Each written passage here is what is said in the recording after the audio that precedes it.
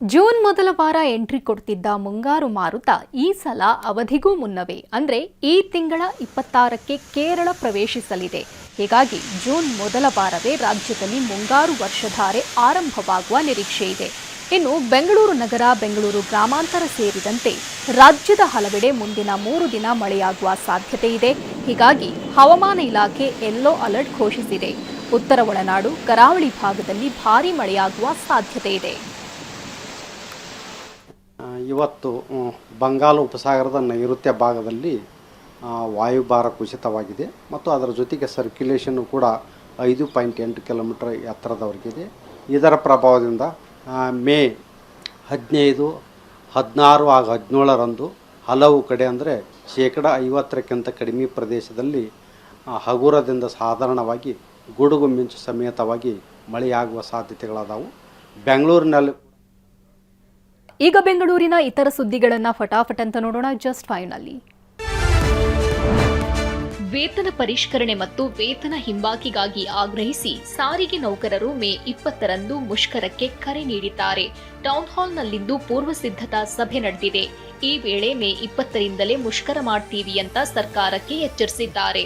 ಆದ್ರಿಂದ ಮುಷ್ಕರದಲ್ಲಿ ಭಾಗಿಯಾಗುವವರ ವಿರುದ್ಧ ಎಸ್ಮಾ ಹಾಗೂ ನೋ ವರ್ಕ್ ನೋ ಪೇ ಜಾರಿಗೆ ಸರ್ಕಾರ ಸಿದ್ಧತೆ ನಡೆಸಿದೆ. ಇನ್ನು 12.5% ವೇತನ ಪರಿಷ್ಕರಣೆ, 26 ತಿಂಗಳ ಹಿಂಬಾಕಿ ಕೊಡುವುದಾಗಿ ತಿಳಿಸಿದ್ದೇವೆ.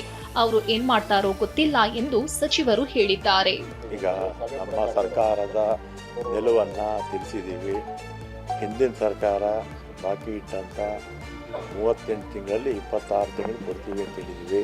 12.5% ಜಾಸ್ತಿ ಮಾಡಿದ್ದೀವಿ. ಇದು ಪರಿಷ್ಕರಣೆ ಮಾಡಿದ್ದೀವಿ. ಅವರು ಸ್ಟ್ರೈಕ್ ಮಾಡ್ತೀವಿ ಅಂತ ಹೇಳ್ತಾರೆ. ನೋಡೋಣ ಏನಾಗುತ್ತೋ ನಾವು ಮುಂದಕ್ಕೆ.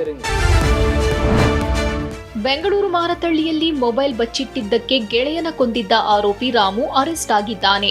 ಪರಶುರಾಮ್ ಹೊಟ್ಟೆಗೆ ಚಾಕು ಹಾಕಿ ಎಸ್ಕೇಪ್ ಆಗಿದ್ದ ರಾಮು ವಿಚಾರಣೆ ವೇಳೆ ಸುಳ್ಳು ಹೇಳಬೇಡಿ, ಪರಶುರಾಮ್ ಸತ್ತಿಲ್ಲ ಸರ್ ಎಂದಿದ್ದಾನೆ.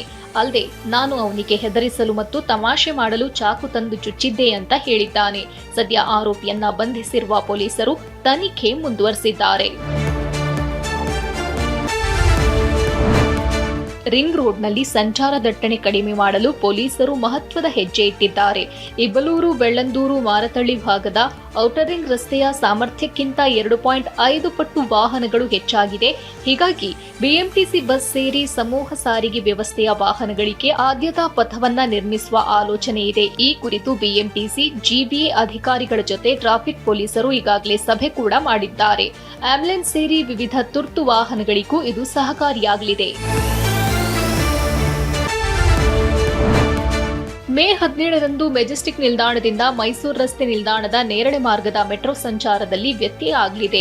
ವಿಜಯನಗರ, ಅತ್ತಿಗುಪ್ಪೆ ನಿಲ್ದಾಣಗಳಲ್ಲಿ ನಿರ್ವಹಣೆ ಕಾಮಗಾರಿ ಹಿನ್ನೆಲೆಯಲ್ಲಿ ಭಾನುವಾರ ಬೆಳಗ್ಗೆ 7ರಿಂದ 9 ಗಂಟೆಯವರೆಗೆ ಮೆಟ್ರೋ ಸಂಚಾರ ಸ್ಥಗಿತ ಆಗಲಿದೆ. ಭಾನುವಾರ ಬೆಳಗ್ಗೆ 2 ಗಂಟೆಗಳ ಕಾಲ ಮೆಟ್ರೋ ಸಂಚಾರ ಸ್ಥಗಿತ ಆಗಲಿದೆ.